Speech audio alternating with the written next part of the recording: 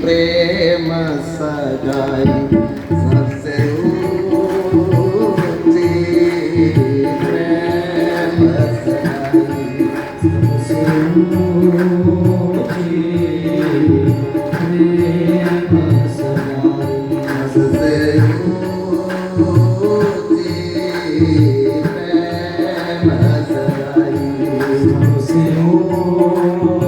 ऊंची प्रेम सगाई सबसे ऊंची प्रेम सगाई सबसे ऊंची प्रेम सगाई सबसे ऊंची प्रेम सगाई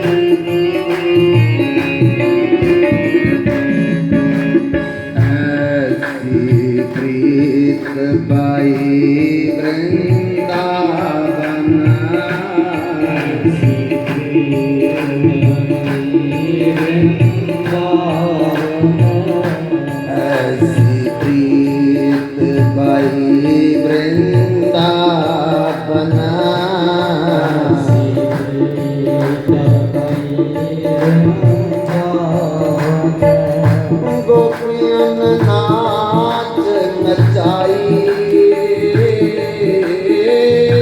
गोपियों ने नाच नचाई, सबसे ऊंचे प्रेम सगाई, सबसे ऊंची प्रेम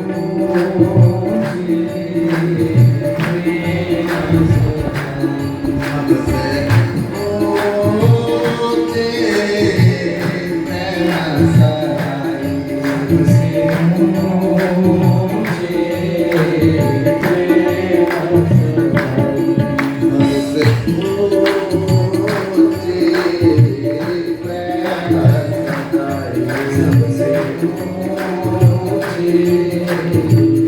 प्रेम सगाई। प्रेम से ऊपर दुनिया में कोई चीज नहीं है और इसी प्रेम के बस पर भगवान है और कुछ ना करे, केवल जैसे अपने बच्चे से प्रेम करते ऐसे भगवान से भी प्रेम करते, घर में लड्डू गोपाल से वैसे प्रेम करते। जैसे हम अपने परिवार में परिवार के लोगों से प्रेम करते ऐसे भगवान से भी प्रेम करते, तब भगवान हमारे अपने बन जाएंगे और फिर घूमने की तरह हल भी चलाएंगे और कर्मा की तरह खिचड़ी भी बनाएंगे और सुदामा के खींच खींच करके चावल खा करके जाएंगे। प्रेम एक ऐसी अमूल्य वस्तु है कि जिस व्यक्ति ने संसार में प्रेम किया है वो संसार का बन गया, जिसने भगवान से प्रेम किया है वो भगवान का बन गया।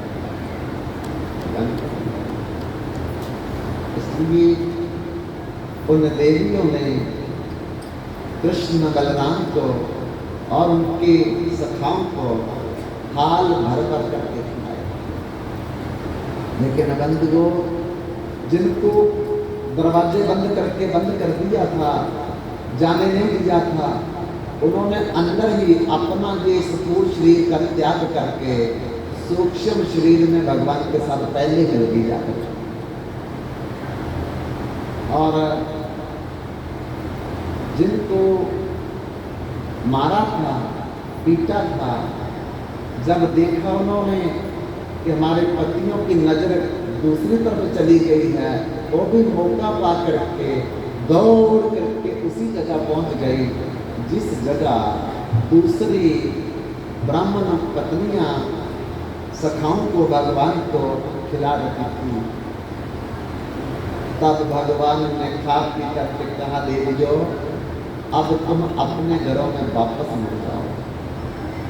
देवियां ने कहा, कहाँ मुड़ जाए?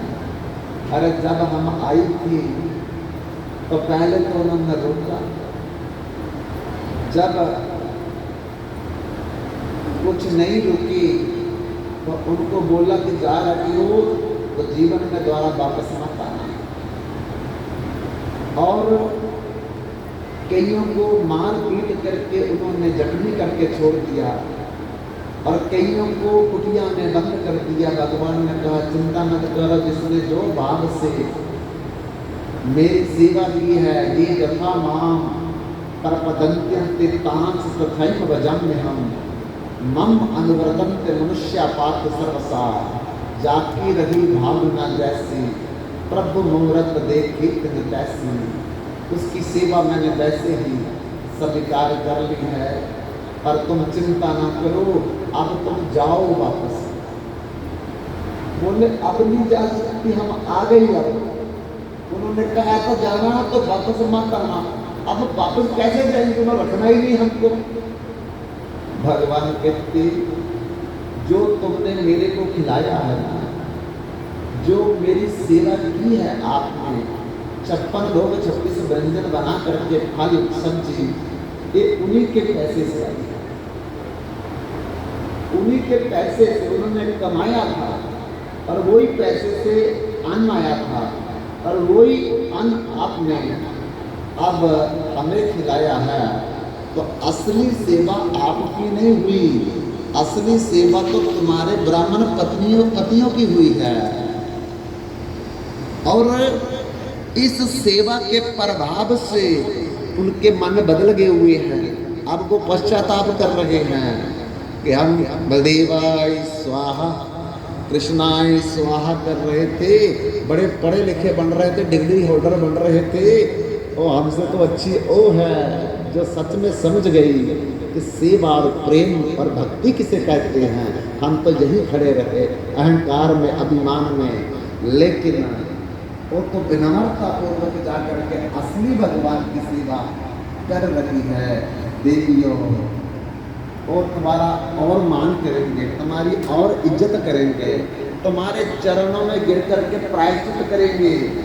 अच्छा, तब वो बेचारी जब वापस आई तो पति लोग शर्मिंदे थे, संतुष्ट थे बेचारे, नजर से नजर नहीं मिला रहे थे और कह रहे थे हम तो अपनी पढ़ाई के अभिमान में, अपनी डिग्रियों के अभिमान में, अरे हमने तो उनका कोई सत्कार नहीं किया, कोई मान नहीं किया, लेकिन भले तुम पढ़ी लिखी नहीं थी, डिग्री होल्डर नहीं थी, संस्कृत नहीं जानती थी, श्लोक नहीं जानती थी, पर आपने वो काम कर दिखाया है जो जुगों जुगों तक इतिहास सबके लिए उदाहरण बनकर के रह जाएगा।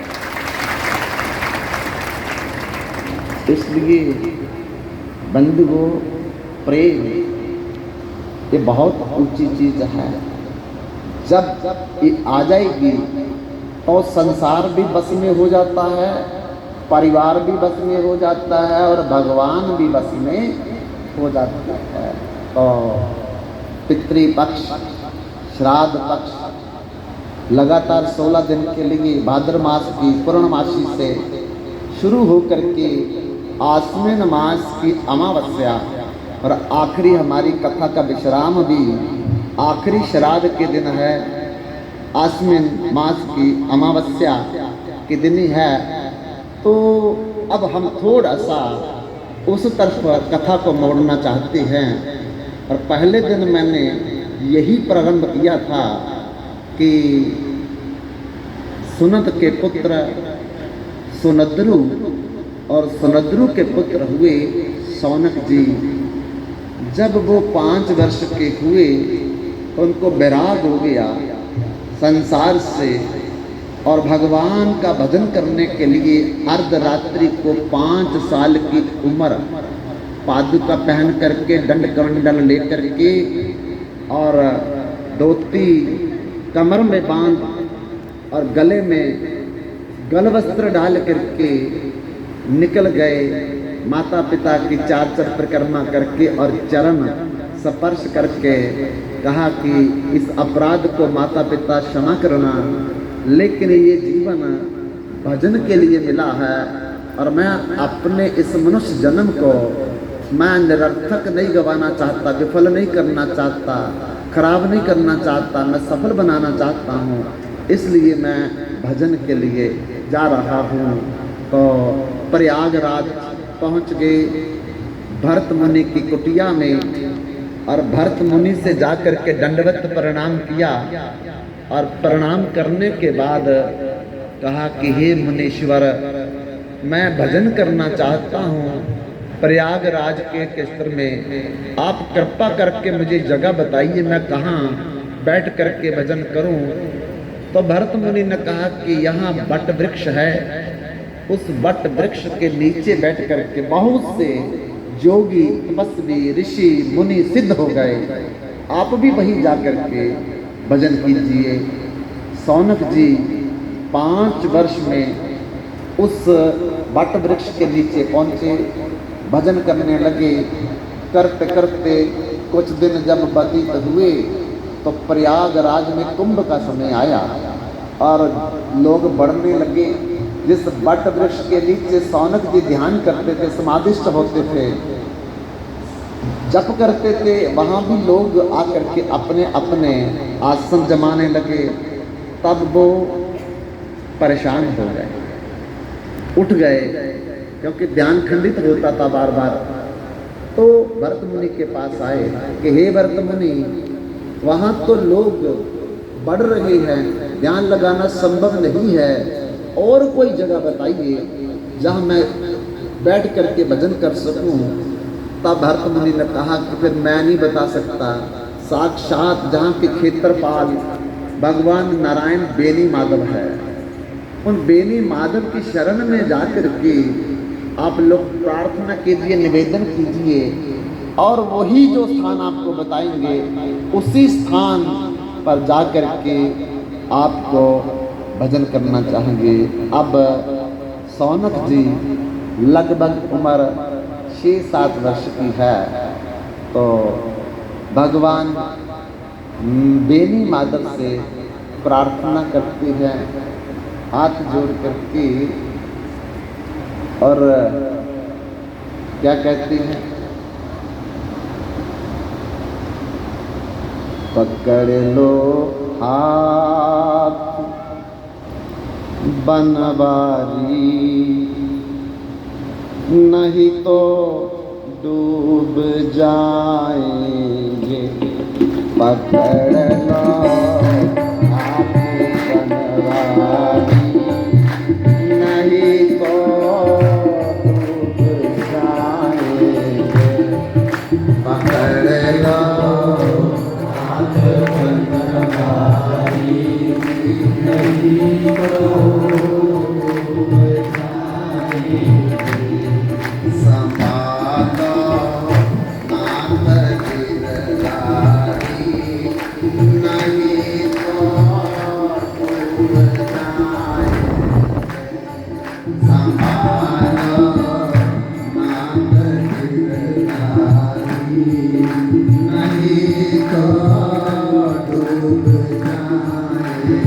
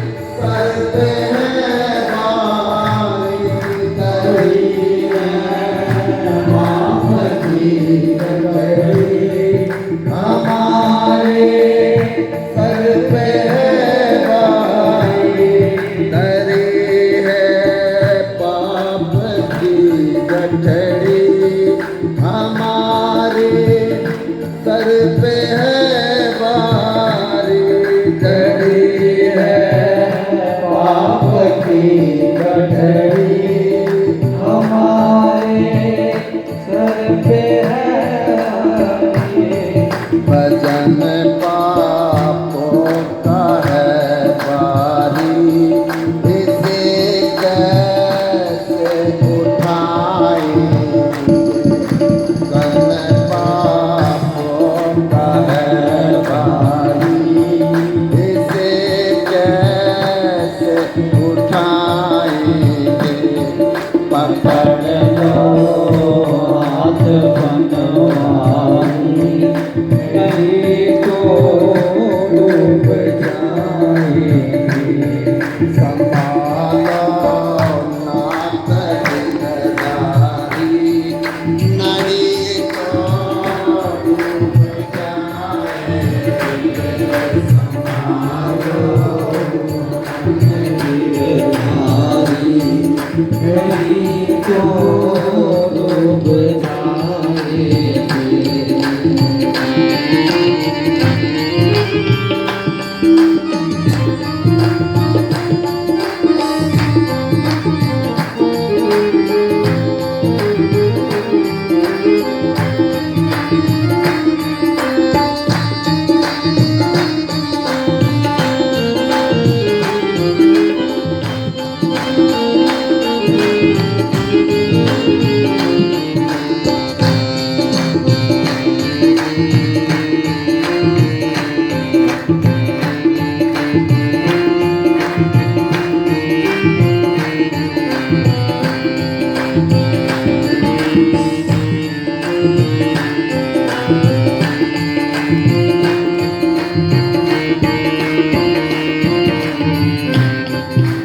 दर्द दिल का काहे किससे सहारा कोई ना देगा।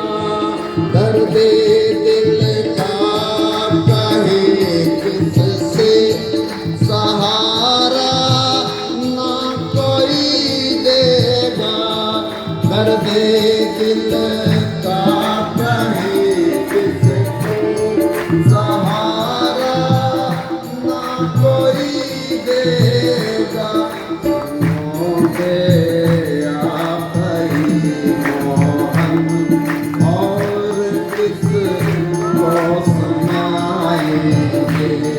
सुनाएंगे आप ही मोहन और किसको सुनाएंगे।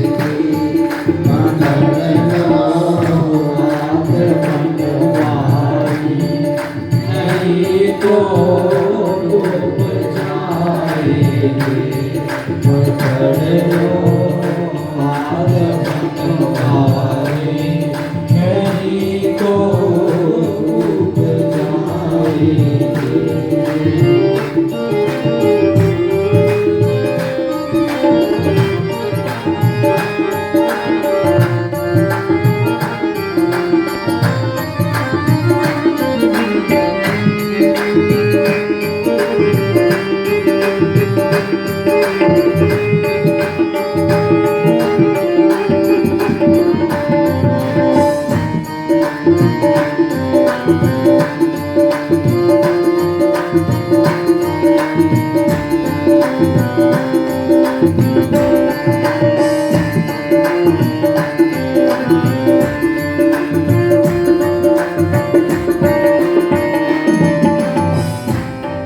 हंसी है कमर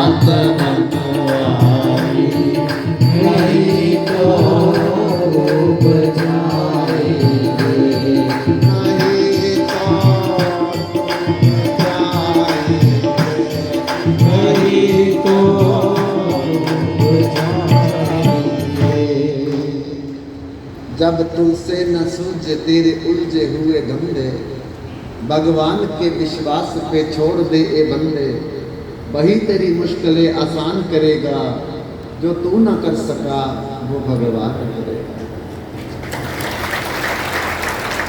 जब हमें कोई रास्ता नजर ना आए तो बस एकांत कमरे में चले जाओ, अपने प्रभु को पुकारो, कोई ना कोई रास्ता भगवान जरूर निकालेंगे।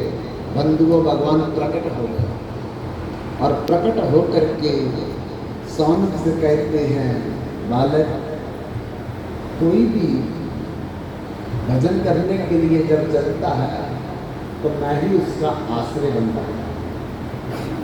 अब मैं अपना सुदर्शन चक्र छोड़ता हूँ और जहाँ जहाँ ये जाएगा इसके पीछे पीछे आपको चलना है, और जो जगह ये निश्चित करेगा उस जगह उस क्षेत्र में कोई आपको परेशान नहीं करेगा। उसी क्षेत्र में बैठ करके तुम भजन करोगे। इस प्रकार भगवान ने सुदर्शन छोड़ दिया, आगे आगे चलने लगा, पीछे पीछे सौनक बालक जो है वो चलने लगी।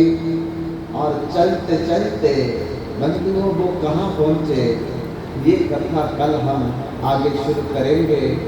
अभी समय को देखते